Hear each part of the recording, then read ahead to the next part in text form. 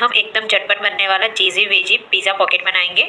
तो उसके लिए सबसे पहले हमें पिज़्ज़ा का बेस बनाना है। तो उसके लिए आधा कप गेहूं का आटा और आधा कप मैदा लिया है। आप चाहो तो पूरा मैदा या फिर पूरा गेहूं के आटे से भी बना सकते हो। और बीच में थोड़ा सा गैप कर लेंगे और साइड में हम 2 चम्मच घी ऐड करेंगे और बीच में आधा कप रूम टेम्परेचर वाला दही ऐड करेंगे और साइड में हम आधी टीस्पून नमक ऐड करेंगे।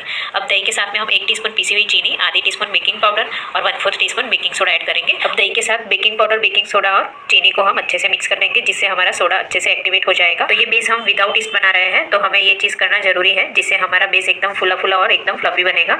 तो देखिए यहाँ सारी चीज़ हमें अच्छे से मिक्स कर लेनी है और ज़रूरत के हिसाब से हम 2 से 3 टेबल स्पून दही का पतला जो पानी रहता है वो ऐड करेंगे और अच्छे से मिक्स कर लेंगे। तो हमें ये आटे को ओवर मिक्स नहीं करना है, इस तरह हमें आटे को चिपचिपा ही लगाना है। बहुत ज़्यादा कड़क आटा नहीं लगाएंगे, न ज़्यादा नरम लगाएंगे। अब थोड़ा सा घी डाल देंगे और आटे को एक बार हल्का चिकना कर देंगे, जिससे आटा हाथ में चिपकेगा नहीं। अब घी लगाने के बाद हम इस तरह से 2 से 3 मिनट के लिए हल्के हाथ से अच्छे से मसल लेंगे, जिससे आटा अच्छे से स्मूथ हो जाएगा। अब आटे को हम चॉपिंग बोर्ड के ऊपर हम थोड़ा सा सूखा आटा छिड़क देंगे और पूरा आटे को हम इस तरह से रख के हाथ से स्प्रेड कर लेंगे।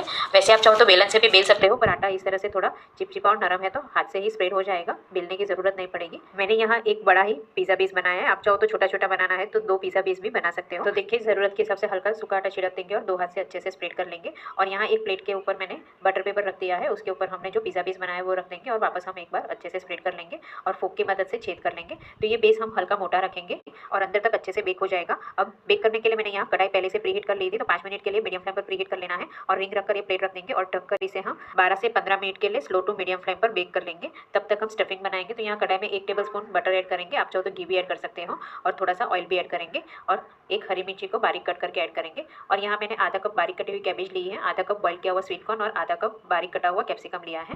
तो ये तीनों सब्जी को हम स्लो टू मीडियम फ्लेम पर 2 से 3 मिनट के लिए हल्का सौते कर लेंगे। अब इसमें हम 1 टेबल स्पून गेहूं का आटा ऐड करेंगे और अच्छे से रोस्ट कर लेंगे। आप चाहो तो मैदे का भी यूज़ कर सकते हो। और आटे को अच्छे से रोस्ट करने के बाद इसमें हम आधा कप रूम टेम्परेचर वाला दूध ऐड करेंगे। तो दूध ऐड करने के बाद तुरंत हमें चम्मच से अच्छे से मिक्स कर लेना है। तो जैसे जैसे मिक्स करते जाएंगे वैसे ये स्टफिंग थोड़ा गाढ़ा हो जाएगा, क्योंकि हमने इसमें आटे को रोस्ट करके ऐड किया है। तो जैसे हम व्हाइट सॉस बनाते हैं उसी हिसाब से ये इस तरह से थोड़ा गाढ़ा होने लगेगा।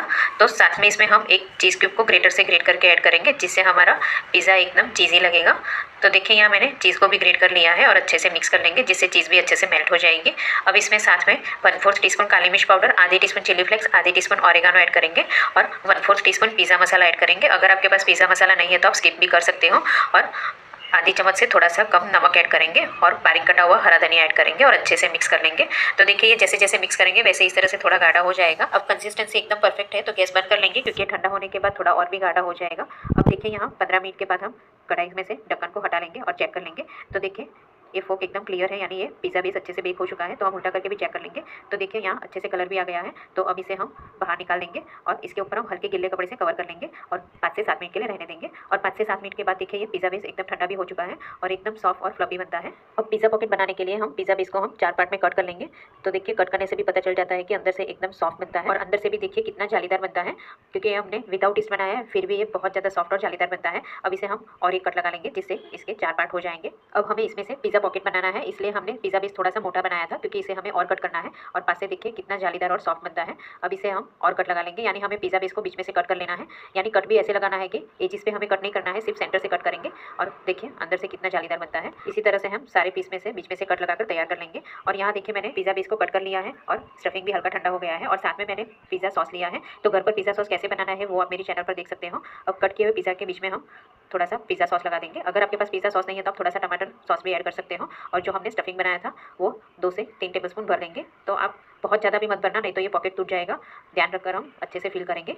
तो देखिए यहाँ मैंने 2 से 2.5 टेबलस्पून जितना स्टफिंग फिल कर लिया है और अब हम इसी तरह दूसरा पॉकेट को भी फिल कर लेंगे। अक्सर हम नॉर्मल पिज़्ज़ा तो खाते ही है, पर आप इस तरह से एक बार जरूर ट्राई करना, बहुत ज़्यादा टेस्टी भी लगेगा और कुछ डिफरेंट भी लगेगा। और जब आप जिसे खिलाएंगे वो यकीन भी नहीं करेगा कि तुमने घर पर बनाया है।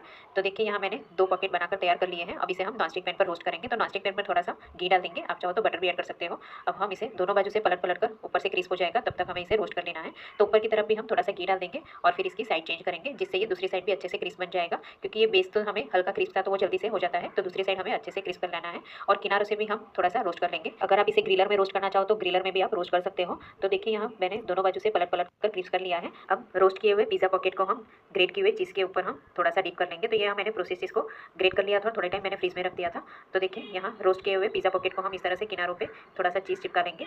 आप चाहो तो इस तरह से हाथ से भी थोड़ा सा प्रेस कर लेंगे, जिससे चीज़ अच्छे से चिपक जाएगी। और ये रोस्ट किया हुआ पिज़्ज़ा पॉकेट गर्म है तो चीज़ भी थोड़ी मेल्ट हो जाएगी और ये बहुत ज़्यादा टेस्टी लगेगा। और बच्चे भी एक बार खा लेंगे तो मार्केट के पिज़्ज़ा खाने की कभी डिमांड नहीं करेंगे। और डिनर के लिए बनाना है तो पिज़्ज़ा बेस और स्टफिंग बनाकर पहले से रख सकते हो। जब हमें सर्व करना है तब हम पॉकेट के अंदर फिल करेंगे और फिर रोस्ट करके गर्मा गर्म सर्व कर सकते हो। अगर आप बिना चीज़ खाना पसंद करते हो तो आप चीज़ को स्किप भी कर सकते हो, बहुत ज़्यादा टेस्टी लगता है। Thank you.